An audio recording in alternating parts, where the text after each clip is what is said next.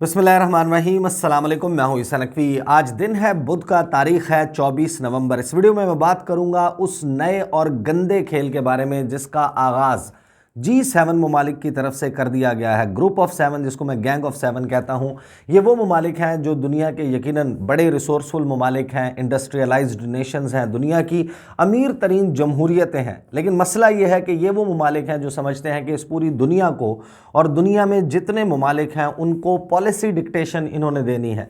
इन्होंने बताना है कि आलमी सतह पर, इलाकाई सतह पर दुनिया भर के ममालिक किस किस्म के फ़ैसले करें, किसका साथ दें, और यकीनन अपना कहते हैं कि हमारा साथ दिया जाए। इन्होंने एक नए और गंदे खेल का आगाज़ किया, वो मैं आपको एक्सप्लेन करूंगा इस वीडियो में कि एग्जैक्टली होने क्या जा रहा है। 10 से 12 दिसंबर को अगले माह बरतानिया क्या करने जा रहा है। अमेरिका के हवाले से हम पहले गुफ्तगू कर चुके हैं कि अमेरिका होस्ट करने जा रहा है, मेज़बानी करने जा रहा है द समिट फॉर डेमोक्रेसी की, जिसकी मेज़बानी करेंगे अमेरिका के सदर जो बाइडन। दुनिया भर से ममालिक को इकट्ठा किया जा रहा है कि रूस और चीन के ख़िलाफ़ दुनिया भर की जमहूरी ममालिक का एक इत्तेहाद बनाया जाए, उनसे कुछ जो है वो वादे लिए जाएं, एक उनको प्लान ऑफ एक्शन दिया जाए।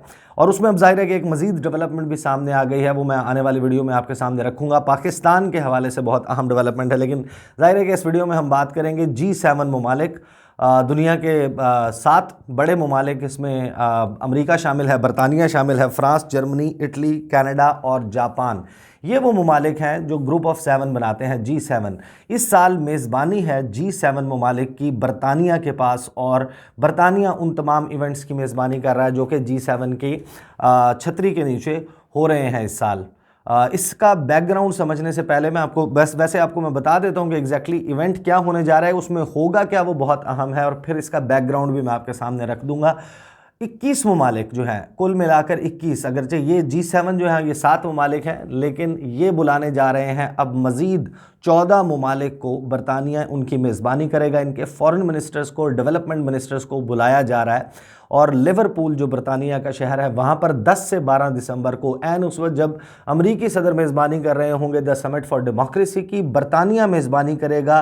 कुल मिलाकर इन 21 ममालिक की, बरतानिया समेत 21 ममालिक और यूरोपीय यूनियन के फॉरेन मिनिस्टर जो हैं उनको भी इसमें, और डेवलपमेंट मिनिस्टर को भी इसमें शिरकत की दावत दी जाएगी। अब इसका बैकग्राउंड समझना बहुत ज़रूरी है। वो ये, आपको याद होगा कि 4 फरवरी को अमेरिका के सदर जो बाइडन, उन्होंने अपना पहला दौरा किया था स्टेट डिपार्टमेंट का। वो अमेरिकी महकमा खारजा गए और उन्होंने जाकर ऐलान किया कि इस वक्त अमेरिका और उसके इत्तहादियों को जो सबसे बड़ा ख़तरा दरपेश है वो है चीन और रूस से।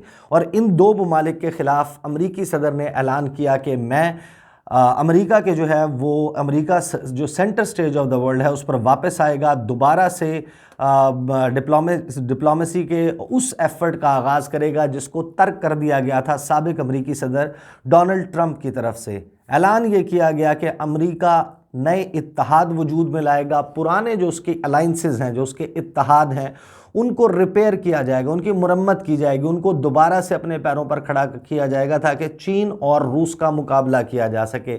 इसके रनअप में हमने देखा कि बहुत सारे इवेंट्स हुए। अमेरिकी सदर ने जो उनके क्वाड का, जो क्वाड्रिलेटरल सिक्योरिटी डायलॉग है, उसकी वर्चुअल मीटिंग कर चुके हैं। वो इसके हवाले से जो है एक बिल मुशाफा इन पर्सन समिट कर चुके हैं। ऑकस इत्तेहाद वजूद में आ चुका है जिसमें अमेरिका, बरतानिया और ऑस्ट्रेलिया शामिल हैं। ऑस्ट्रेलिया को न्यूक्लियर पावर्ड सबमरीन्स दी जा रही हैं ताकि वो इंडो पैसिफिक रीजन में चाइना को टफ टाइम दे सके।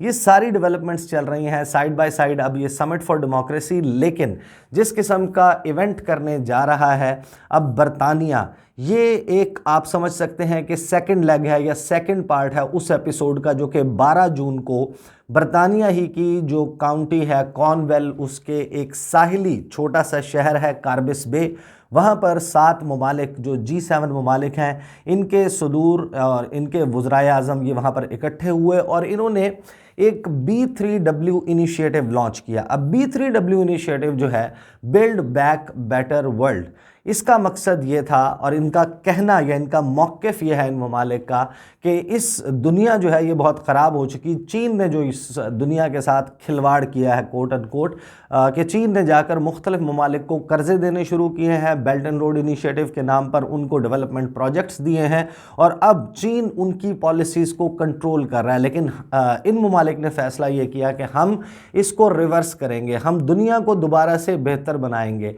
जो इंफ्रास्ट्रक्चर गैप इन्होंने पॉइंट आउट किया वो $40 ट्रिलियन का है और इन ममालिक ने तय किया कि अगले तकरीबन 15 से 20 साल में, या आप यूं समझ लें कि 2035 तक इन्होंने आगाज़ में डेडलाइन रखी कि 2035 तक ये ममालिक तकरीबन 14 ट्रिलियन डॉलर्स का फाइनेंसेस जो हैं वो शोर अप करेंगे। मुख्तलिफ ममालिक को ये पैसे दिए जाएंगे, वहाँ पर इंफ्रास्ट्रक्चर प्रोजेक्ट्स चलाए जाएंगे और उन ममालिक को कहा जाएगा कि आप चीन से किनारा करें।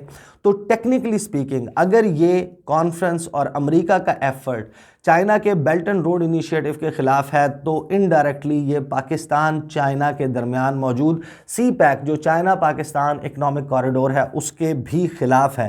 तो आप अंडरस्टैंड कर सकते हैं कि इसका मकसद जो है वो सिर्फ BRI नहीं, तो ऑब्वियसली अगर जब BRI इसका मतलब है तो CPEC को भी रोल बैक या CPEC को भी डिस्टर्ब करेगा अल्टीमेटली जो भी एफर्ट बरतानिया में इस वक्त हो रहा है और अमेरिका जो कुछ करना चाह रहा है। अब इन्होंने डिसाइड ये किया कि सबसे आगाज़ में, और इसके जो आप इसके कह सकते हैं कि जो तैयारियां करने का आगाज़ था वो सितंबर के महीने में कर दिया गया था, जिस वक्त अक़वाम मुत्तहिदा जनरल असम्बली इजलास हो रहा था। उस वक्त अमेरिका के वज़ीर ख़ारजा एंटनी ब्लिंकन ने आसियान जो कि association for south east Asian Nations है, वो 10 ममालिक की तंजीम जो कि जो फार ईस्ट एशिया जो साउथ ईस्ट एशिया के ममालिक हैं उनकी तंजीम है, इनके वज़राए ख़ारजा को बिठाकर बाकायदा पट्टी पढ़ाई थी और ये कहा था कि हम आपको अपने साथ लेकर चलेंगे और इन्होंने बाकायदा उनको दाना डालने का आगाज़ कर दिया था सितंबर के महीने में ही। लेकिन अब उसका सेकंड एपिसोड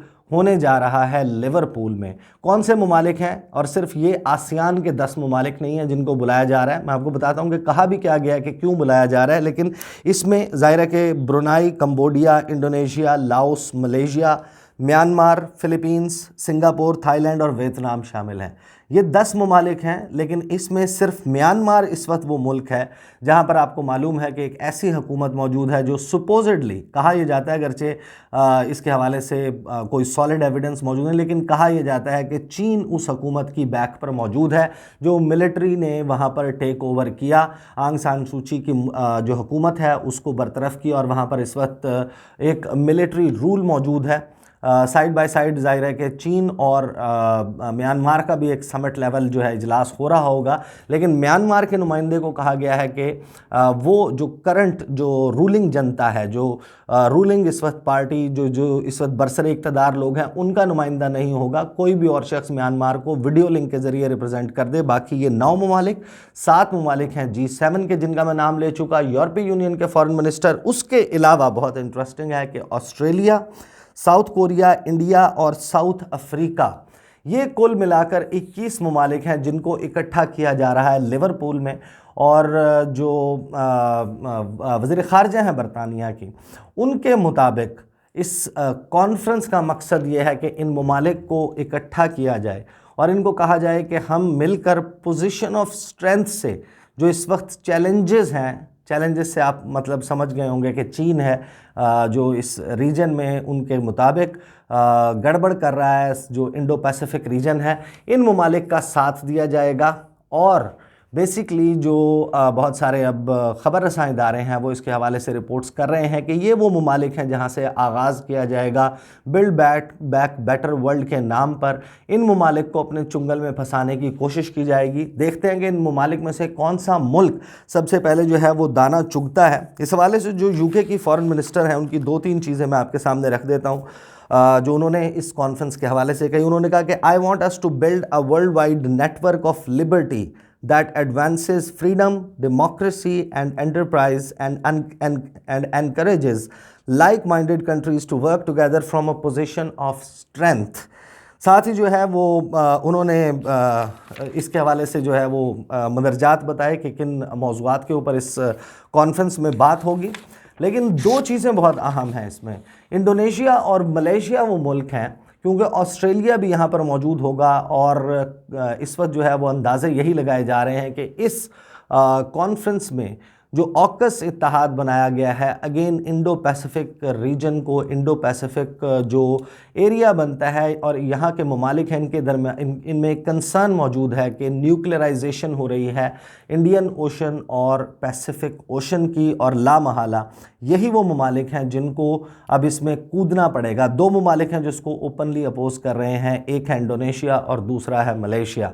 दोनों बड़े ममालिक हैं, दोनों के डिफेंस मिनिस्टर्स और फॉरेन मिनिस्टर्स मुतअद्दिद मौके पर इसकी खुलकर अपोजिशन कर चुके हैं कि जिस तरीके से ऑस्ट्रेलिया को न्यूक्लियर पावर्ड सबमरीन्स दी जा रही हैं, इसकी वजह से इन ममालिक के इर्द गिर्द मौजूद दीगर ममालिक जो हैं वो इस आर्म्स रेस में, असलहे की दौड़ में शामिल होंगे।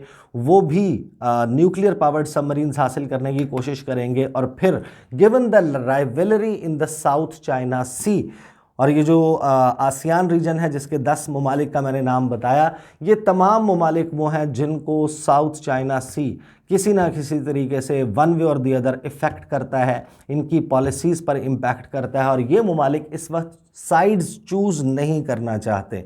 किसी भी मुल्क ने खुलकर ओपनली, सिवाय फिलीपींस के, किसी ने खुलकर ओपनली ऑकस इत्तेहाद का साथ इस तरीके से नहीं दिया, उसको वेलकम नहीं किया। दीगर ममालिक स्केप्टिकल हैं, मलेशिया और इंडोनेशिया उसकी अपोजिशन कर रहे हैं। ये सारी सिचुएशन चल रही है इस वक्त आलमी सियासी मंजरनामे पर, और चीन इसके ऊपर सीख पा नज़र आता है। चीन किस किस्म का काम कर रहा है कि चीन और रूस जिस तरह दूसरी तरफ इस किस्म की डेवलपमेंट्स हो रही हैं, वो मिलकर साउथ चाइना सी की, ईस्ट चाइना सी की पेट्रोलिंग कर रहे हैं। उनके लड़ाका जंगी बहरी जहाज़, उनके फ़िज़ाई जो बम्बार तैयारे हैं, उनके ज़रिए पेट्रोलिंग का आगाज़ कर दिया गया है। एक बड़ा दिलचस्प और एक इंटरेस्टिंग मंजरनामा बनता हुआ दिखाई दे रहा है।